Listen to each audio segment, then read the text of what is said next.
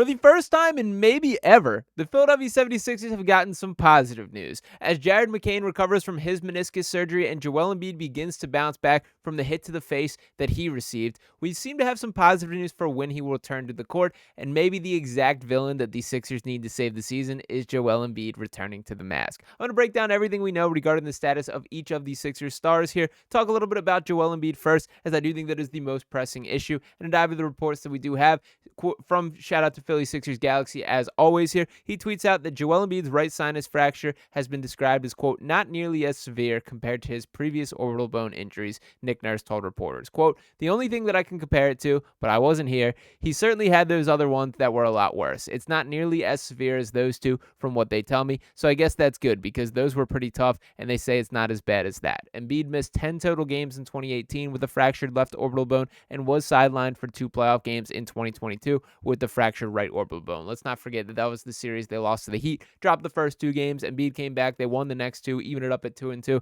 and then were eliminated directly from there, losing the next 2 games. But to stick in the present as far as this, there is obviously a slight difference in where the exact injury is, the orbital bone being really the face, the sinus fracture being a little bit more up there. Now, granted, I didn't want to dive into and still don't really want to dive into the specifics of things. From everything that I've read on it, it does feel like a tiered issue, depending on what the level of severity is, really impacts the timeline. But we did get some pretty positive news regarding Joel's status, and coming from none other than Andre Drummond here. So to pull this up exactly, first we have this, and we have Andre Drummond just said that Joel Embiid practiced today, including 5-on-5, and that he wore a mask. Drummond said he didn't want to speak for Embiid or the team, but he, quote, looks ready to me. And I did see the actual interview with Andre here. Kind of funny how it went down, to be honest, as Andre basically was speaking as, yeah, we expect to have a full team when we suit up and play the Hornets tomorrow.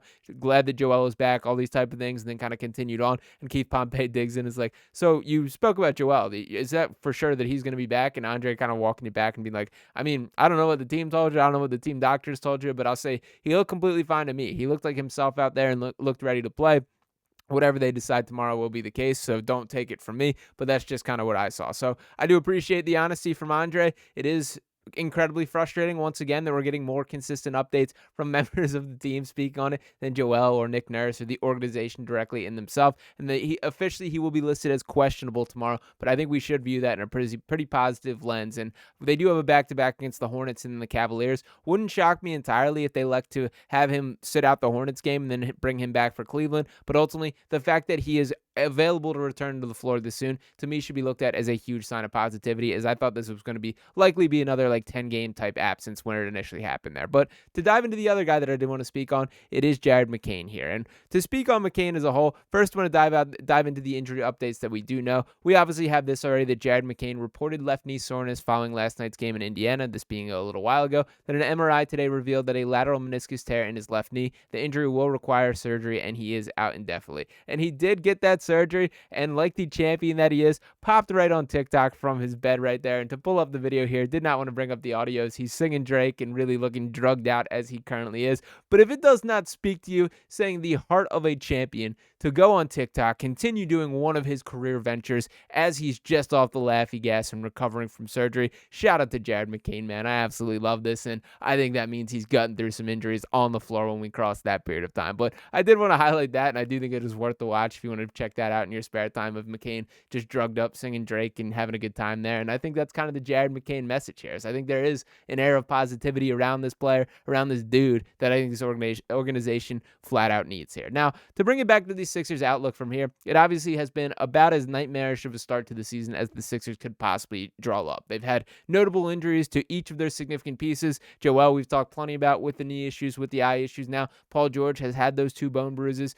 Jared McCain obviously just had meniscus surgery, is out for who knows how long that is the case, and we have not had a clear timeline there. And of course, Tyrese Maxey with the hamstring injury that he sustained as well. And I will note my last thought on McCain, we have not been made available to the information on what specific meniscus surgery is. Unfortunately, as Sixers fans, we're well aware of the difference with Joel Embiid at this point in time, whether this was a simple scrape away and he's back out there, or if this was a full repair. They have not released that yet, and frankly, I think it's pretty likely that the Sixers are going to wait and see how things play out for the next stretch of the season before making a decision on when his return will be. And they kind of have acknowledged as such, as Jake Fisher spoke on Bleacher Report, saying the Sixers, quote, are still waiting and hoping for a steady sample size of the big three playing together before deciding whether to become sellers or not at the trade deadline, Jake Fisher said on Bleacher Report. Quote, Philly's a team that could potentially become a seller at the trade deadline, depending on how things go, but the Sixers, to my knowledge, are still waiting and hoping that they'll get a steady sample size of Joel Embiid and Paul George and Tyrese Maxey. Now,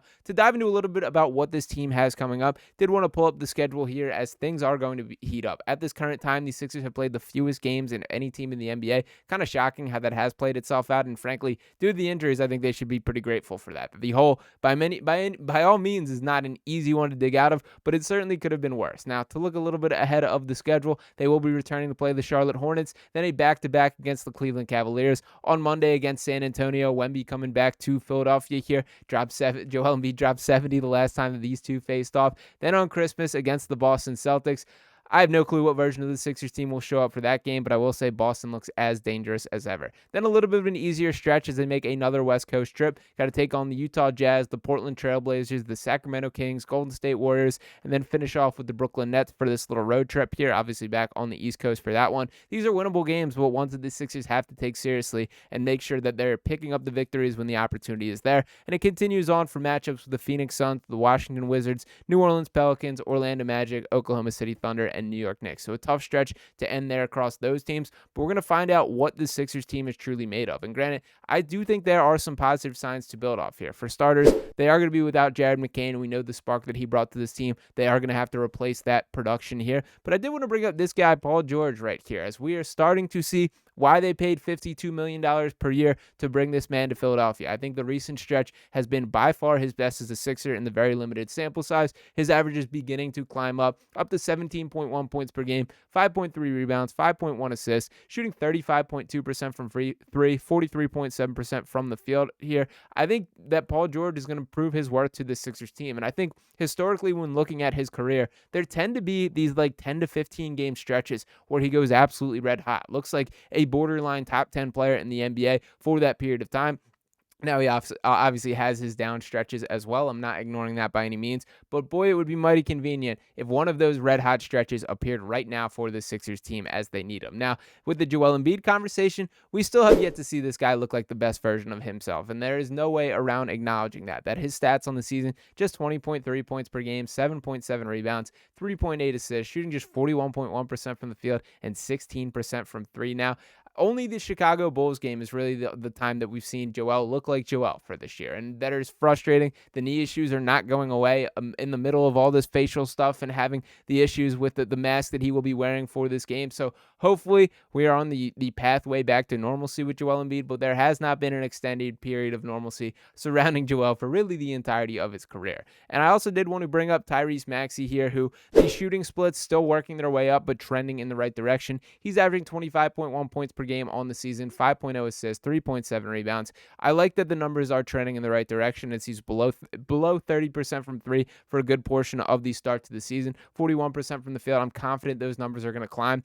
And really all we need to see is the Sixers team just play together, man. As much as we get lost looking around the rest of the NBA and how talented some of these teams look, all the issues that this team has in Philadelphia look directly in the mirror, and that's how you fix them. That these are internal things the team has to figure out and play through, and really more so than anything, it's just being on the floor together. There has still been, to this point, a grand total of one game that Tyrese Maxey, Paul George, and Joel Embiid have started and finished together. That is it at this point in the season, and that is not what you expect now that we are 20-plus games into this year. So hopefully we get a little bit more of that in these coming games. This is an incredibly important stretch for this Sixers team as they decide on what the future of the franchise is. Is it time to be a seller at the deadline? Is it worth it to get draft picks back for a guy like Kelly Oubre or potentially Caleb Martin or these guys that you expected to be win-now pieces on your contending team? If it is not a contending team, it does not make sense to hold on to a guy like Gershon Yabusele, who you're unlikely to re-sign in the offseason anyway due to the financial constraints that come with the contract style that he is on there. So there are some hard issues that this team needs to address. I know that December 15th has marked the unofficial start to NBA trade season. I do want to make it clear that January 15th is the more important date from a Sixers perspective. KJ Martin's contract has constantly been talked about as sort of a human trade exception type thing, and a credit to KJ. I think he's outplayed that perception of him, that I think that you now have to get something back, that this is not just a placeholder salary. This is a guy that's proving that he can do something on the floor. So I wouldn't be in as much of a rush to move on from him as I probably initially felt this offseason. season here, but the fact of the matter is that's almost a whole month that you have as far as identifying what this team is and what they can be when the stakes are the highest there. So January 15th will really be the date that I have circled. I don't know how I feel about this Sixers team and what the outlook will be from there. It does feel like they're, compounded with all these issues that have popped up, and it is getting worse and worse. I will say the McCain injury, more so than anything, felt like the straw that broke the camel's back as far as my frustrations with this team. But if they can just return to playing good basketball at a regular rate and on a normal basis, we will all be feeling a lot better about this Sixers team. And I think just how bad the rest of the Eastern Conference is has kept that door open far wider than I think the Sixers could have hoped at this point in the game. So ultimately, they're going to decide their own destiny, and it's going to have to happen over this stretch. Hopefully that involves Joel Embiid being back on the floor tomorrow, but I will be breaking things down as it comes in with this Sixers team. So shout out to Joel for scrapping through it, fighting through it, and for all those that want to critique the injuries and be upset about it, I think there are a lot of players around the NBA who would have no interest or no chance of them stepping on the floor tomorrow with this mask. This is the third time that he's broken his face and has played with a mask earlier than expected in all three of those situations to this point. So shout out to Joel for gutting through it, and hopefully he does look like the version of himself that this Sixers team needs. Shout out to you guys for tuning into this video here. As always, make sure you're smashing that subscribe button if you have not already. Dropping a like on this video and any comments that you have below. I'll be back talking to you next time right here on Sixers Digest. Peace.